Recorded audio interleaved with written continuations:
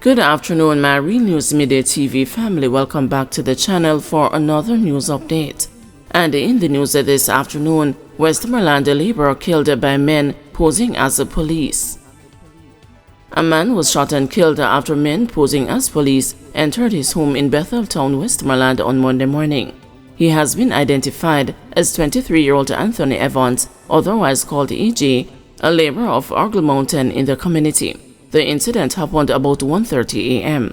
Reports from the police are that Evans and his 17-year-old girlfriend were inside their one-room boarded dwelling with the entrance door opened when three men, all armed with handguns, walked up on their veranda and shouted, "Police, police." According to the police, the teen hid under the bed whilst Evans walked to the door. Shortly after, a loud explosion was heard, after which the men pushed open the door and began to fire shots at Evans. The three men then left on foot in the area towards the Betheltown division.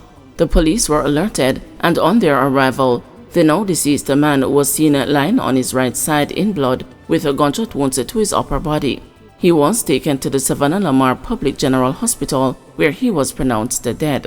Investigations are ongoing.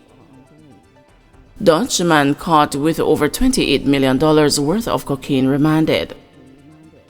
A Dutch man who was reportedly held with cocaine worth over $28 million at the Sangster International Airport will need to acclimate to the confines of the Freeport lockup due to his lack of connections in Jamaica. Patrick Anthony Crawford, a 44-year-old carpenter and a construction worker of Rotterdam, Holland, is charged with possession of, dealing in, attempting to export, and a conspiracy to export cocaine. He made his first appearance in the St. James Parish Court on Monday before presiding judge Natisha Fairclough Hilton. During Monday's hearing, Crawford lawyer Henry McCurdy decided against the seeking bail due to the fact that his client is not a citizen of Jamaica and has no ties to the island. As a result, the judge remanded Crawford in custody until June 10 when the case returns to court.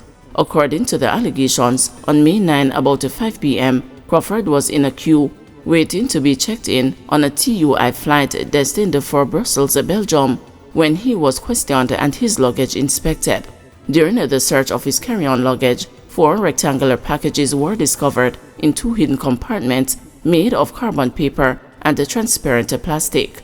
These packages allegedly contained a white powdery substance believed to be cocaine. A subsequent search for his checked baggage also revealed 2 hidden compartments containing 4 packages, similar in appearance and content to those found in his carry-on luggage. The total weight of the illicit substance found in both pieces of luggage is estimated to be around 13.5 pounds. He was arrested and charged. Kevin Smith caused the fatal crash to commit suicide, coroner's inquest rules. A coroner's inquest has cleared the cops who were transporting controversial pastor Kevin Smith, with the judge ruling that the clergyman caused the accident in a bid to commit suicide. Judge Carol Hughes handed down her decision on Tuesday in the coroner's court in St. Catherine. Smith, 39, died from crash-related injuries in 2021 while being transported by the police from Montego Bay St. James to Kingston. 26-year-old Constable Orlando Irons of the Fugitive Apprehension Team also died in the crash. The crash occurred on the Linstead Bypass in St. Catherine. Smith was being escorted from St. James to Kingston to be charged with murder and other offenses.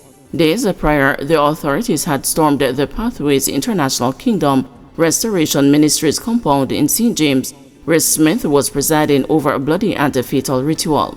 The coroner's inquest was held to probe the circumstances which led to the death of Smith and Irons in the crash. Hughes ruled that the collision did not occur because of excess speed, and she found that the cops placed before the inquest were credible witnesses. It was held that they were not negligent in carrying out their duties, according to attorney-at-law John Jacobs, who represented the Jamaica Constabulary Force and the 2 officers. According to Jacobs, the judge found that, based on the evidence, Smith assaulted the cops who were transporting him, stating that his actions were unlawful and dangerous and caused the death of Irons. On the balance of probabilities, this was not death by motor vehicle accident, Kevin Smith died by suicide. The judge found that Smith's unlawful acts were responsible for the death of Irons. Woman shot and killed in Commodore St. Catherine. Tragedy struck the Commodore district of Linstead in St. Catherine late Monday night as a 50-year-old Georgia Dorco was fatally shot by unknown assailants, making the third gun-related death in the area in 3 weeks. According to police reports, neighbors heard explosions around 11:30 p.m. Upon investigation, Dorco was found lying in a pool of blood on the floor of her home. She was pronounced dead at the Linstead Hospital shortly after. No motive has been established for the murder. Dorco was seen in her community on Friday, engaging with the police officers, including Superintendent Hopeton Nicholson, during a walkthrough of the area. She had expressed her approval of the increased police presence and interaction. It is a good look for the community because the community needs more of this in terms of community policing, so that the police can rap with the community to get rid of negativity, Dorco said in an interview. Whenever one is seen talking to the police, they are called informer. People need to familiarize themselves and get over it. The community remains on edge as the police continue their investigation into Dorco's death and the broader surge in violence. On Friday, Superintendent Nicholson named Glendon Amos, also known as Bull, as wanted for several crimes, including shootings in the Linstead area. Nicholson urged Amos to surrender immediately and warned that anyone found harboring him would be committing a serious offense. Keith Clark fired at the soldiers, mistaking them for gunmen, says a widow.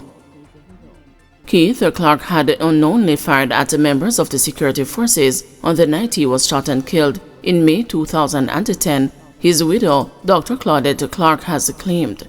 At the same time, the 65-year-old widow, who is giving testimony in the home circuit, where soldiers Corporal Odell Buckley, Lance Corporal Greg Tinglin, and Private Arnold Henry are being tried for Clark's murder, said she did not see her husband firing but assumed that he did. She also indicated further during cross-examination from King's Counsel Valerie Nita Robertson that during the incident she had called her neighbor and asked who was outside and was told that it appeared to be police and soldiers. When asked if she had informed her husband and if she was hiding information, she broke down into tears, saying, "I have nothing to hide." Following a short break for her to compose herself, the witness said she told her husband that her neighbor told her that it seemed like police and the soldiers were outside and he told her to go into the bathroom. She also claimed her husband had told her to call 119 because he did not hear any announcement and that normally that is not how police and the soldiers operate.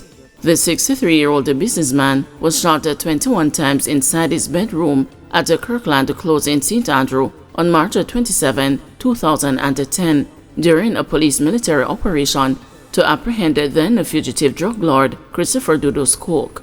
"My husband used his licensed firearm and returned fire in defense of his family and property, but was unable to withstand the sustained assault of the masked men, shooting on our home with powerful, high-powered weapons," the trial heard yesterday, that Dr. Clark said in an affidavit.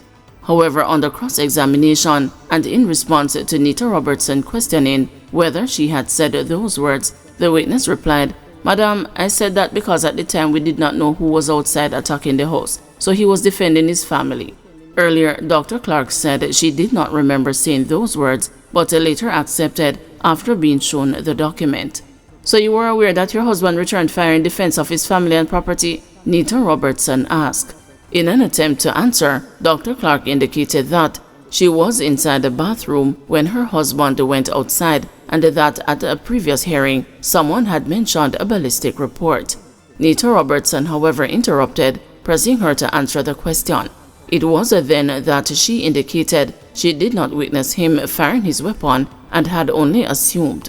"So you lied on your husband? You lied on him?" the lawyer asked, while adding that Dr. Clark had also told her colleague Peter Champagny the same thing in the preliminary hearing in February. The lawyer was about to read what the witness had said in the preliminary hearing when prosecutor Latoya Bernard objected, stating that the contents could not be read as it was not in evidence and had not been agreed. Both parties later indicated that they would agree on the document shortly before the trial was adjourned until Monday due to two of the jurors having matters to deal with. Earlier, during cross-examination, the witness was also asked if she had said in an affidavit that she was reliably told by an informant that the security forces had carried out an operation near her family's home at the premises of well-known Tivoli Gardens-based businessman Justice Ogilvy. However, Dr. Clark said she did not say those words, noting that she had indicated that she heard it on the news. Pressed further about those remarks, Dr. Clark insisted that she heard it on the news, but after requesting to see the document, agreed that she had given that statement and had signed it before a justice of the peace. While agreeing that she did not make any reference about the news in her statement, Dr. Clark maintained that she was reliably informed by the news. Nita Robertson suggested she was not speaking the truth, but she denied it. "You're calling the news a reliable informant?" Nita Robertson asked. "But that's where you get the information from, madam. I listen to the news every day," the witness said. "Clever, but not quite so," Nita Robertson quipped, to which Dr. Clark replied, "No, madam, that is you." Clark reiterated she heard it on the television news that it was his house that they were looking for, while pointing out that she did not want to call anyone's names and ask for understanding. Asked why she was concerned, Dr. Clark said, "Because it is not a person I would want to know anything about. And even now, I am still being very careful because I am concerned for my person." She denied knowing Ogilvy or ever meeting him, while still insisting that whatever information she knew about Ogilvy was obtained from the news. In the meantime, Dr. Clark said she did not know of her husband doing private accounting work for private companies except for two companies where he was employed. She also said she did not know of him working for Coke's company.